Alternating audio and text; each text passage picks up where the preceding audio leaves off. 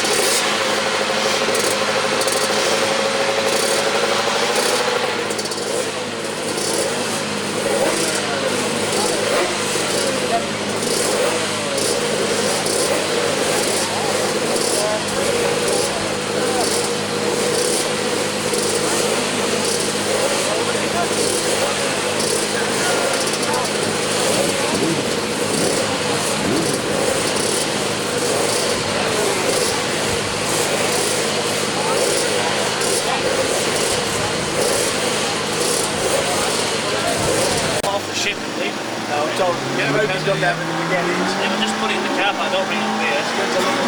No. Okay. Got some curb in everything. No, pull it off. All they've got to do is swipe it and oh yeah, nice one. See you later. Somebody crash it. They go in again,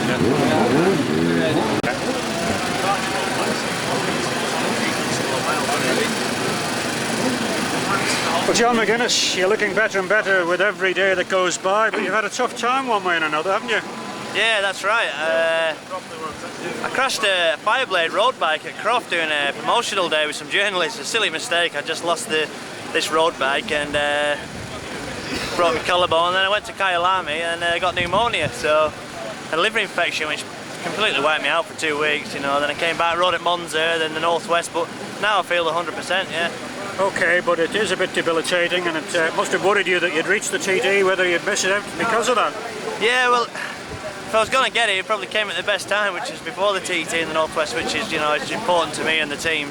But no, it was a bit of a worry at one stage. I mean, it did really make me feel second-hand for a week or two, but now I feel like feel better now than I've done. I've actually lost over half a stone, so you can't beat a good deal unless you lose a chunk of weight. It's a hard way to lose weight, that though. I don't think it's recommended by the medical profession.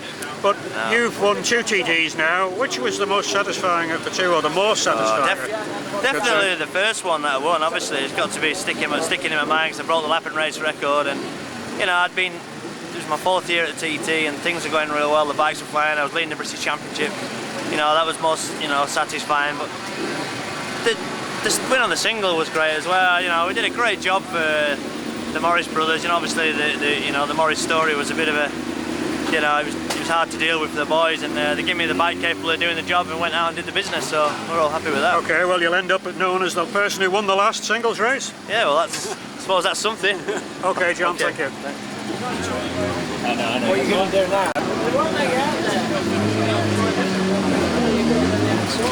Check it, you probably haven't got to go down there, you've got to go down the outside here. Here! You've probably got to go down here.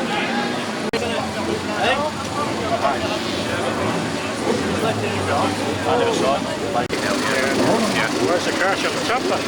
I think he must have lost it at the top, but it probably didn't hit the deck till maybe got into a slapper, and he didn't hit the deck till maybe halfway down.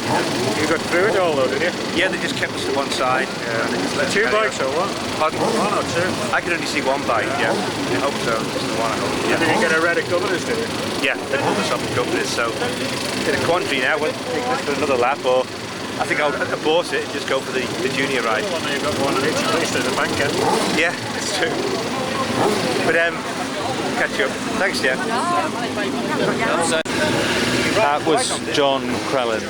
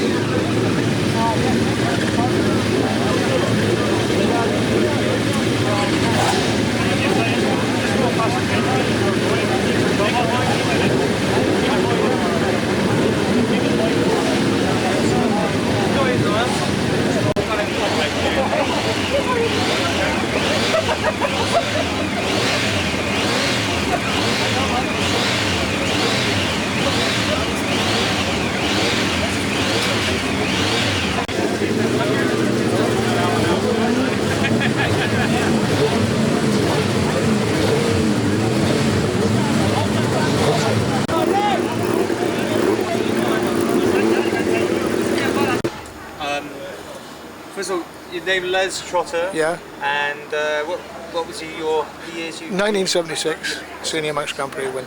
Les, what's it changed like over the years now? This is 2002. What, the circuit? Just the whole atmosphere, the whole everything really to do with the TT. Well, obviously the roads are a lot better now than when we used to race. Machines are better, handling's better, fuel's better. But that's progress, isn't it? It's how could I say? If these modern bikes now, with the greatest respect, I think a lot of the lads riding the modern bikes would have been struggling with the bikes we were on, and vice versa. I think the stuff that we're on, to go straight onto a modern bike round here, I think, you know, we'd frighten the life out of ourselves. I've watched them coming over the top of Crosby, where my front wheel on the 500 Suzuki maybe lift a couple of feet, and these things are, you know, they're just pointing skywards. It's frightening, and I do take my hat off to the lads that ride them. They've certainly got more courage than I ever had. Do you wish you could still get out there and do it today, though? I really do, but my sweetheart's parked over there, so I can't say too much. I'd love to have another go. Just it was my ambition to lap at 110. My best ever was 107, way back in 1980, and Charlie just upped it to 110. Well, of course, that was it. I give up. Claim to fame, though. Whatever. Claim to fame. Well, I'll tell you, pushing Charlie down to fourth in 1970. Got to keep bringing it in, Charlie, because I'm going home now. And, oh, it was the only year I think there was 4 of us in the winners' enclosure. Because Doug Dale had a 1, 2, 3, and then when it turned out we'd actually squeezed 3rd place. Of course, the following year, I mean, to be fair, Charlie was a newcomer. And the following year, he just came back and blitzed everybody, and the rest is now history. But, you could see the potential he had when we first came over. He was so quick. I watched him through Milton when I broke him down, and I thought, hell, if that's how you got to win TT races, I don't want to know. No. Still racing some 100 circuit? Yeah, we just finished out the Southern 100, 250 and 500. 500 we had clutch problems, but the 250 went quite well. As they remarked down there at the presentation, rather unkind, the combined age of bike and rider was 95 years. They're not nice to me down there. I still enjoy it. How long were you going for? I often get asked that question till I stop enjoying it, basically, and till we can't afford it anymore, or if I start getting in people's way, then I'll retire. When will that be? Who knows? There was a fella at Daytona last year when we were over there. I think he was 72, 73, and he's still going, so I've got a few more miles left in the old dog yet. That's great. Okay. Thanks very much indeed. Pleasure. Thank you.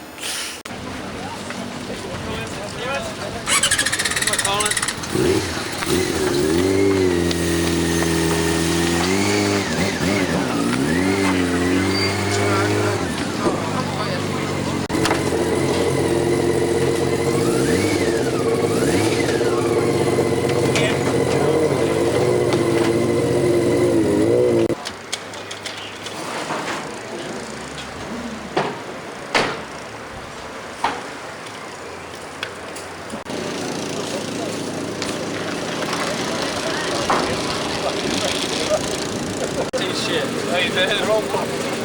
You're alright, right? Just come with saddle, mate. So that's like week off? Yeah. Enjoying every bit of it. Right, then you're ready. Cool. Mr. Hodgson, it's a pleasure to have you. It's been a time.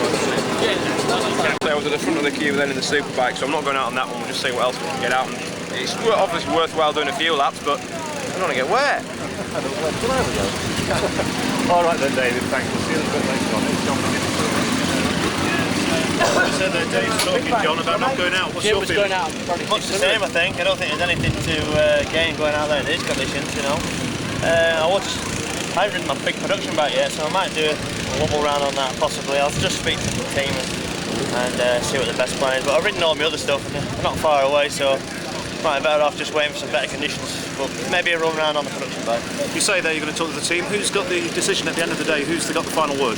Well, obviously me, but you know, from a safety point of view, I think Roger might have a say in it, our team boss. So we'll have a bit of discussion, try and get some reports back, and if it's dry in some areas, I might have a go. But then again, it looks pretty damp to me.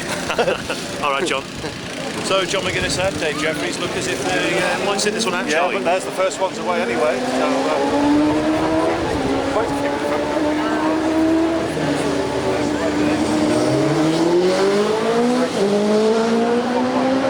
well, the first session tonight, Charlie, is the T4 millimetre round the juniors.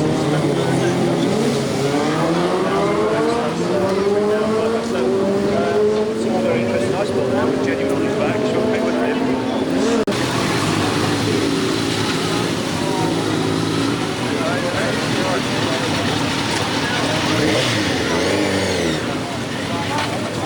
Suck it and see what it's like in half an hour. Is it any worse? Is it worse up there now? Where does it start? Like all round things now? You were a bit behind.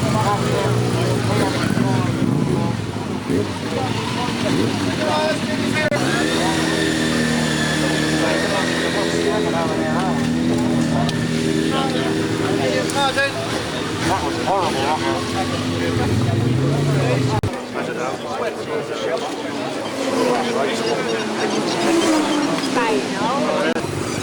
Yoshiharu. Mr. Yoshiharu came here. He came here, well he's up there if you want to chat with him, but nice. He came here in '59 and he's worked with Halewood in the '60s. He's got his own team now. And the bike that Nigel's riding now has recently won the Suzuka 4-hour endurance, which 4 hour? Yeah, which is regarded as the most prestigious event. 6 hours? No, it's 4 hour for the Super Sport 400. They regard as... what bike is it? Honda? It's Honda, CBR 400. Yeah. Oh, is that a special one, is it? No, it's not that one that thingy... the bike looks like it's falling apart. I want to keep these, but that's the chaps. That's Mr. Aikida. He is one that's with him, but this is the fella that runs the team, Mr. Team. Mr. Yoshiharu, he's the one with the flag. Well, Iain Duffus, an exciting night tonight, I'm sure. No matter what tyre you had on, I'm sure you were spinning the wheel at every rev, so here in every gear. Yeah, we just had production tyres on, so it's like 2000 production race all over again. So didn't really enjoy that. You didn't enjoy that race either, is it? No, I didn't. No, it was terrible that. So I don't think many people will stay out tonight. I mean, there's somebody flying by just now, but it must be mad because the fog's down on the mountain and there's rain everywhere. There's a wee dry bit from where Raincullen to Carmichael.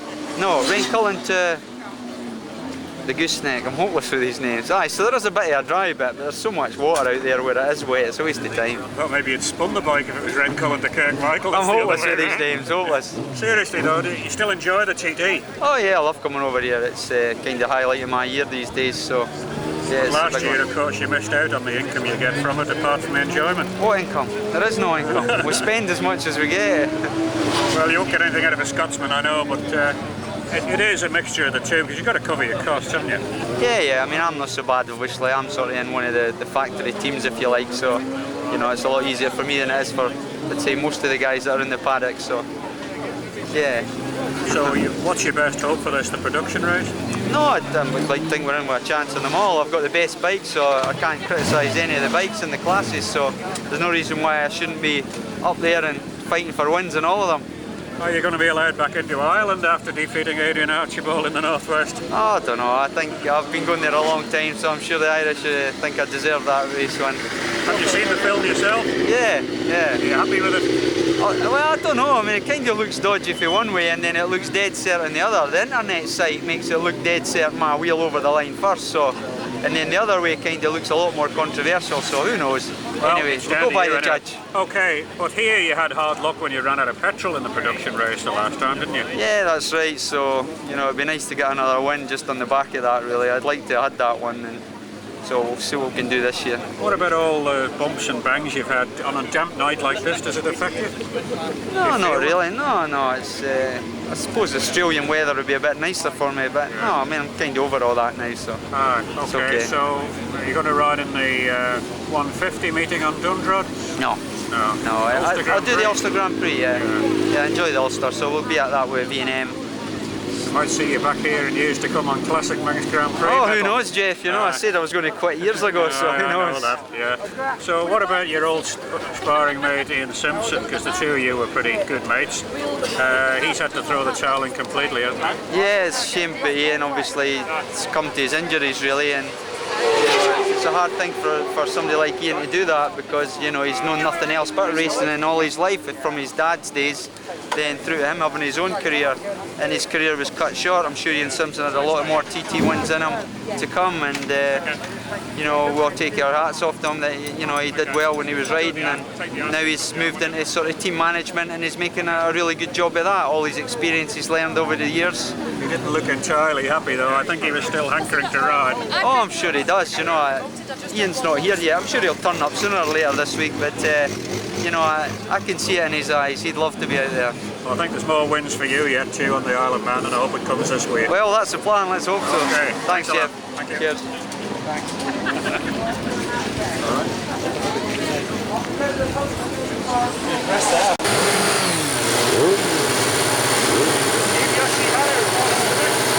Oh yeah, nice to meet you. Jeff Cannell from the radio.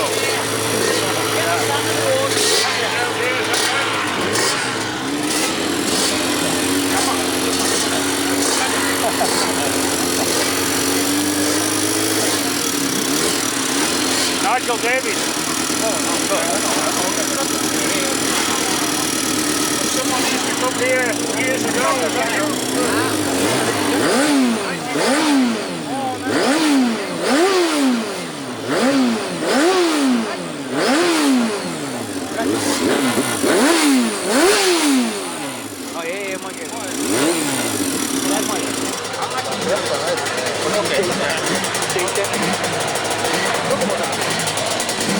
Vai che dopo? Dopo monti no, non guarda, vediamo. Ecco, quello.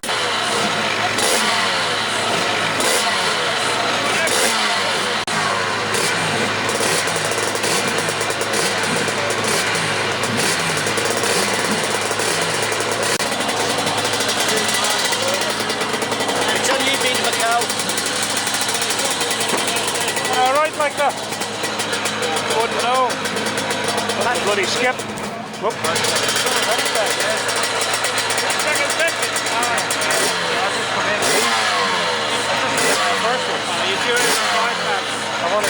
Exactly. Well, Charlie Williams, it's a night like this that makes you probably slightly glad you packed in TD racing. But in fact, when you were at your height of your career, there were many nights like this. It's like the old days where you think it was sunny all the time, but it wasn't really, was it? Not at all. And I can probably reel off about 10 different races at least when the conditions were like this or even worse, you know. So it's just part of TT racing, isn't it? It didn't seem to deter you. In fact, you seemed to revel in it really when it was poor weather. Yeah, was I that did, psyching actually. the others out? Well, I don't know really. It just suited the conditions. I wouldn't say it suited me, but obviously they suited me better than they suited other riders. Yeah, you're right. I did just seem to go pretty well. I had quite a lot of success in the wet here. But in those days, there wasn't the variation and choice of tyres either. It was a sort of heavily treaded tyre or not so heavily Hey, come treaded. on, we're not going that far back. Well, there weren't slicks for the main classes. So when you started in 70s, were there? Not when I started, no, but certainly, you know, mid to late 70s, we were running some 76 onwards, we were running slicks. But no, I take your point. It wasn't such a big issue.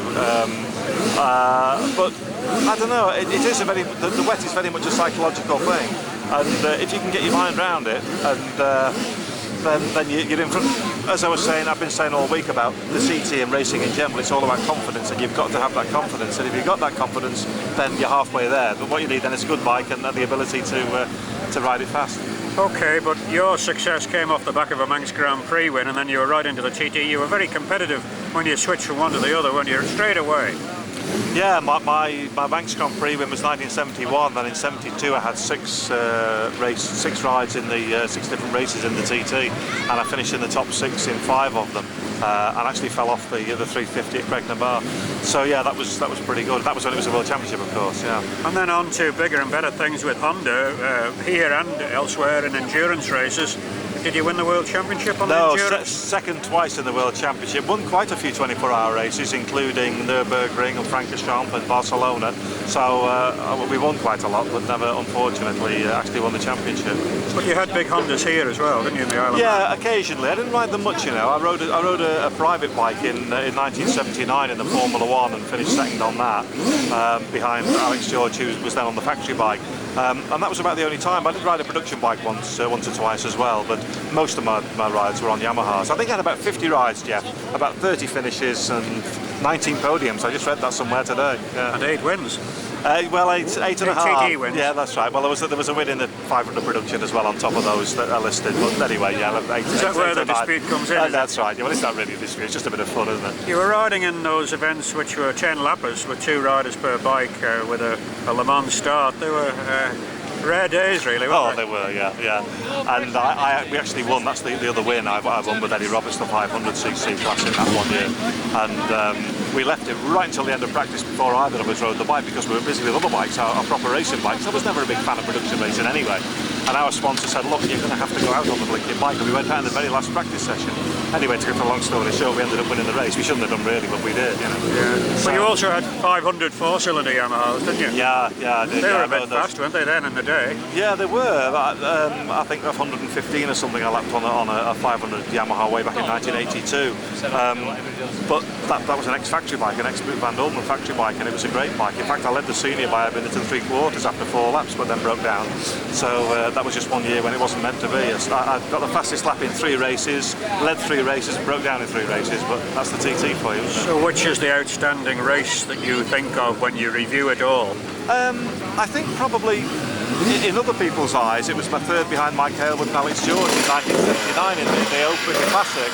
And I lapped very quickly on the 350. Obviously, I wasn't any competition to them or any opposition for them because the 350 wasn't fast enough. But a lot of people tell me that was my best ride. However, the same year, as I say, I finished second on a virtually unknown, first time out Formula 1 bike and beat second behind Alex George and beat Ron Haslam and 1 or 2 of the other boys, Mike Hailwood as well. So I think that was a pretty good ride as well.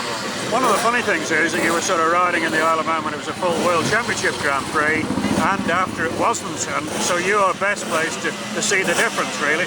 Yeah, it did change quite dramatically after I think it was 1976, wasn't it? The status was taken away from it, and of course then a lot of the regular Grand Prix riders that used to do all the continental circus stopped to come. You know, they didn't come anymore. And I personally think it was a long time ago, and it's probably not even worth commenting now. But I personally think it was a good thing to take the World Championship status away, from a rider's point of view, anyway.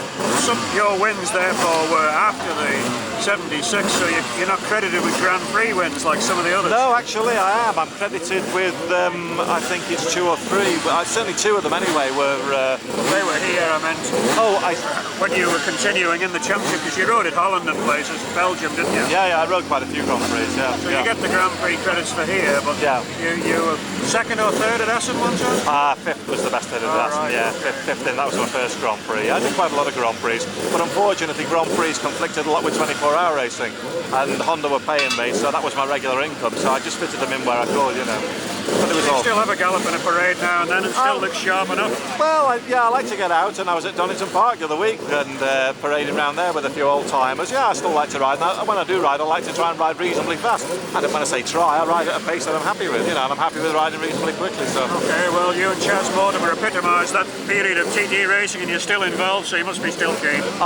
Jeff, I think I still have got such an awful lot of time for the TT. I think it's such a fantastic event, and you know, long may it continue. It's great. Shame about the 250s look as if they're on the way out, though, because that was your favourite class. Well, it was my most successful class. I won the 255 times, so by virtue of that fact, yes, it probably you could say it was my favourite class. But things change, don't they? I think it's 19 250s in the 250 race, and unless Paul Owen gets a 250 sorted because he's blown his own up, there'll only be 18. So, and probably next year and another year after that, we'll see the end of them altogether. I think you could be in the top 3 there with a late ride. Well, I was speaking with John McGuinness a little bit earlier on, earlier this year, and I said, John, maybe I'll just do the 250 race. And I was a little bit serious about it, and then I saw him at Alton Park the other week, and he said, did you fix a 250? I said, nah, I got wise, Why not do a divorce just for one race of the TD? There's no doubt about it. I would thoroughly enjoy it, I would. But you've got to be sensible about these things. Yeah. Well, we're sunk if we start seeing common sense, Charlie. Okay,